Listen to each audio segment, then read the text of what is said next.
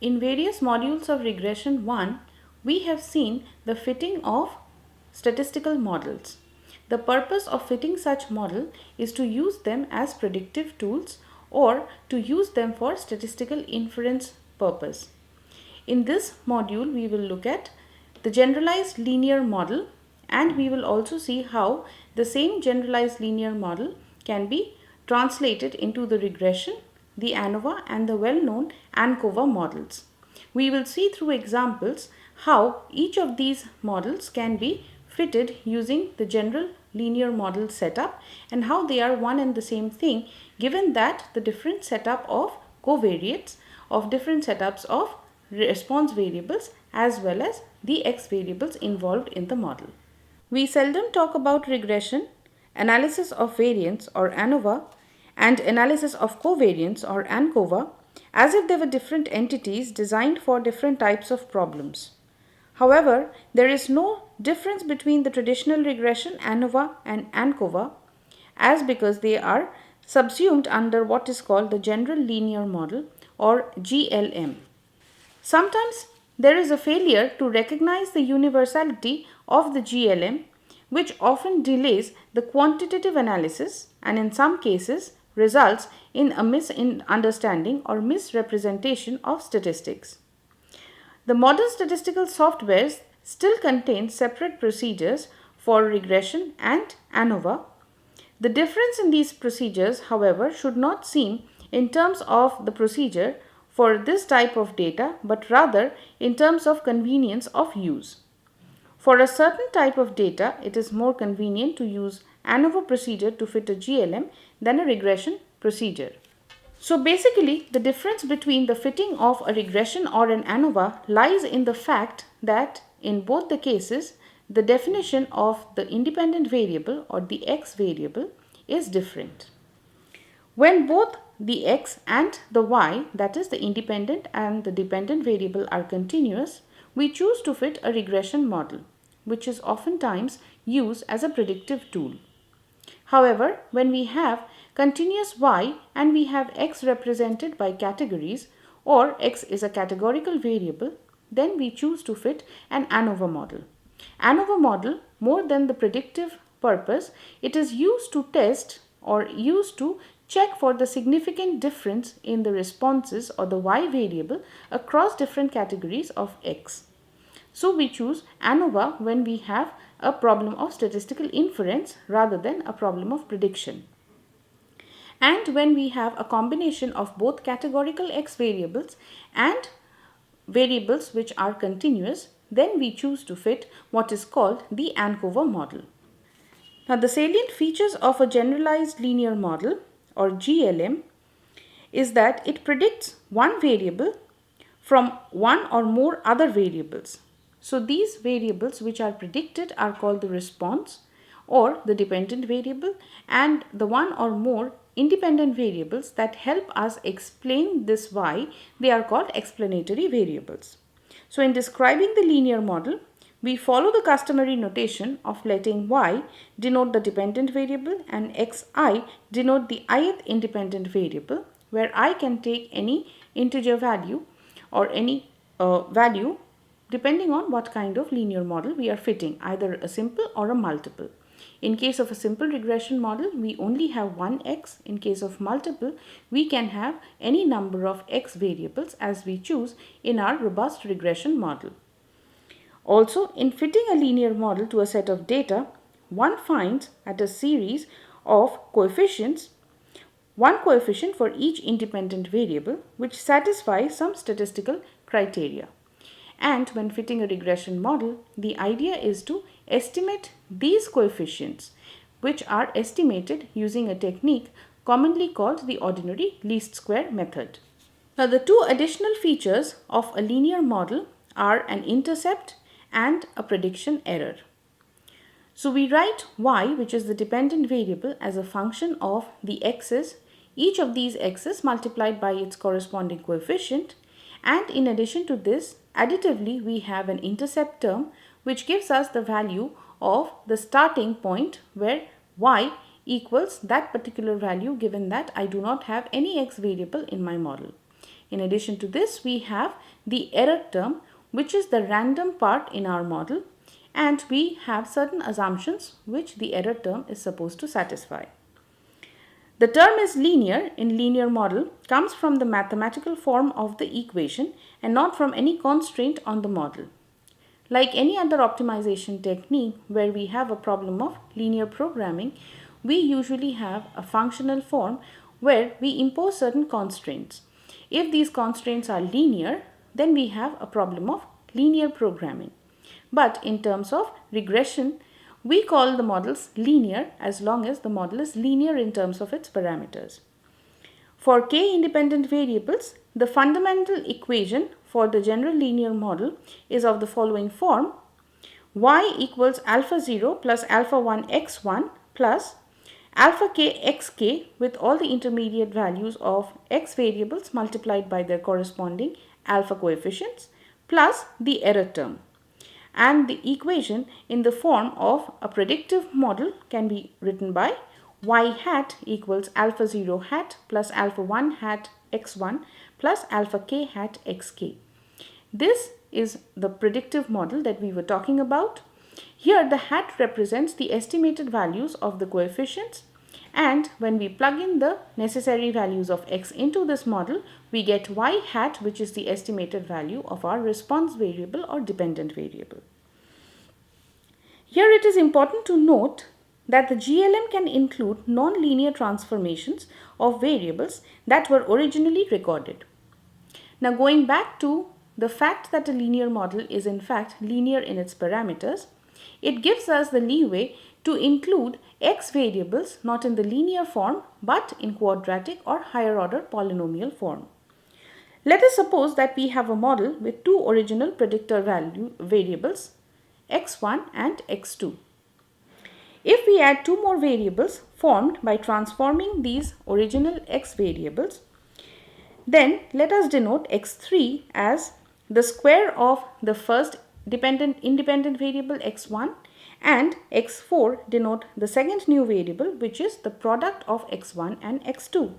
So including the new variables, the new model can be written in terms of x1, x2, x3 and x4 as follows: y equals alpha 0 plus alpha 1 x1 plus alpha 2 x2 plus alpha 3 x3 plus alpha 4 x4 plus error.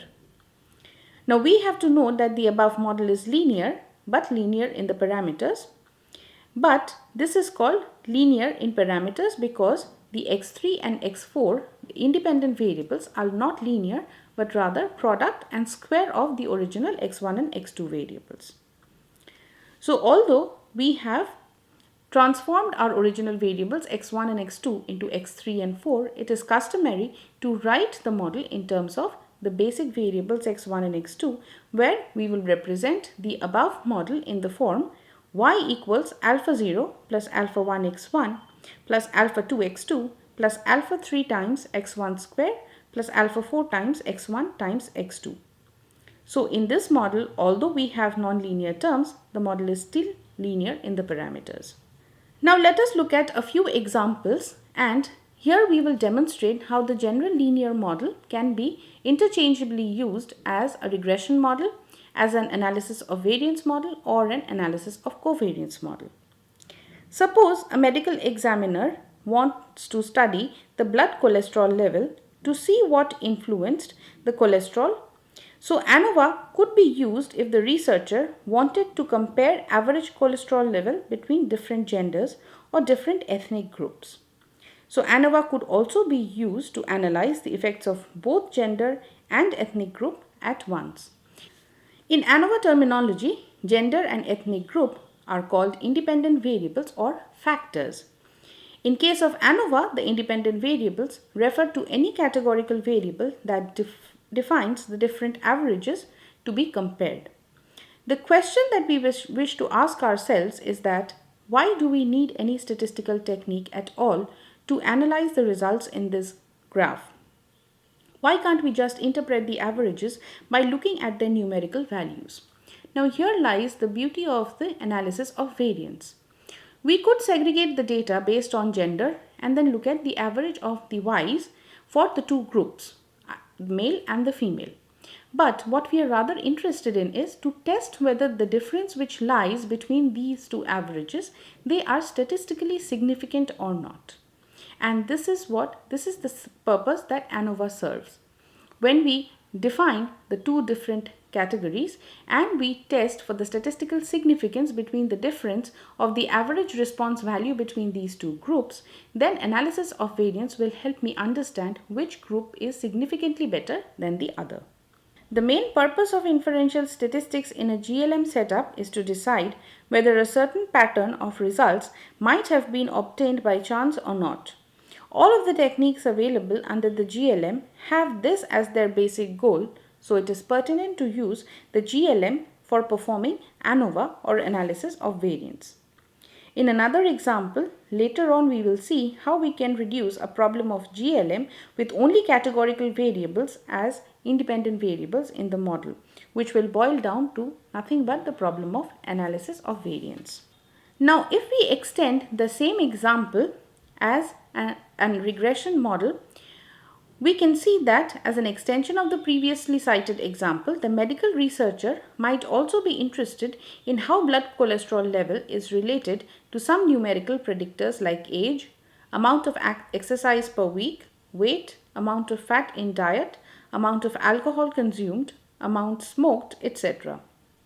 So in the previous case of analysis of variance, we were only looking at categorical X variables. Here, however, we do not have any such categorical variable. Rather, what we have is a set of possible X variables which are continuous in nature. So the major difference from the previous case is that now we do not have distinct groups of people, but instead each person may have a different value on the numerical predictor.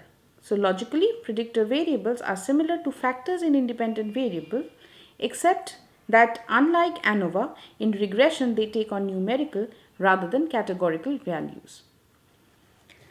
So typically before carrying out a regression analysis, we look at the scatter diagram to study the potential relationship between the dependent and the independent variable. If there is any chance that there is a proper linear relationship between the two variables, we choose to go ahead and fit the regression model.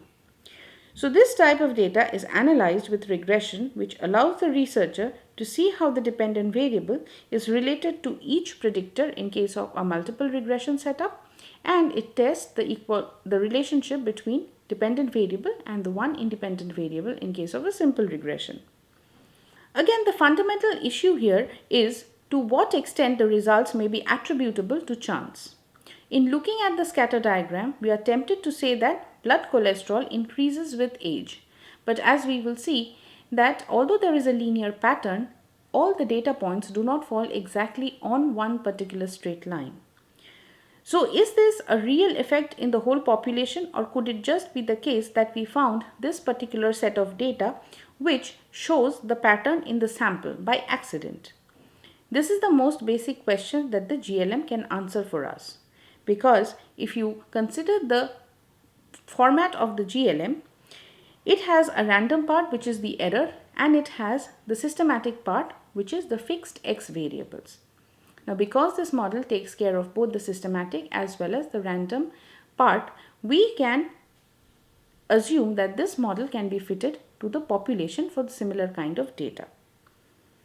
Now coming to ANCOVA as a general linear model, this topic can be thought of as a combination of analysis of variance and regression. So far we have talked about exclusively categorical independent variables for ANOVA and continuous independent variables for regression. The easiest way to think of ANOVA is to talk about a hybrid of a model which is in between an analysis of variance and regression. So if I have a set of variables which are categorical, I want to test whether there is any significant difference in my mean response across the different groups, as well as at the same time I want to consider the continuous factors which influence my response. So what I will end up with is an analysis of covariance model where I have a combination of dummy variables as well as proper continuous X variables.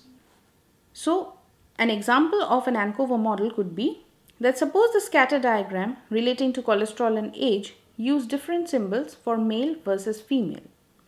Then we could check whether the age or cholesterol relationship was or was not the same for the two genders.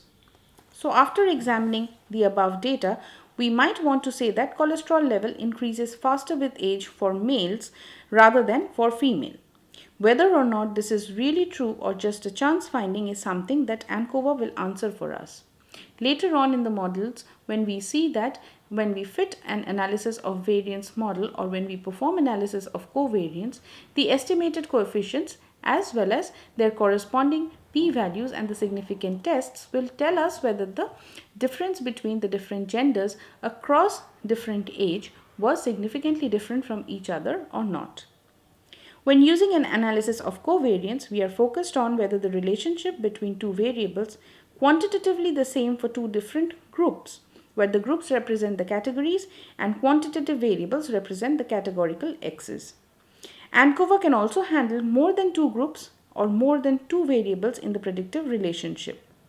So in summary, the three techniques of the GLM are used to achieve different goals as follows. So analysis of variance finds out how numerical dependent variable is related to one or more categorical independent. Regression finds out how numerical dependent variable is related to one or more numerical predictor variables, and the model that we end up with, the best fitted one, also acts as a predictive tool which helps us predict the future values of the dependent variable given a choice of independent variables. And ANCOVA finds out how a numerical dependent variable is related to categorical as well as numerical predictor variables at the same time. So in this module, we have seen through examples how the general linear model in the form y equals x beta plus error term can be translated into the well-known regression, the ANOVA and the ANCOVA format.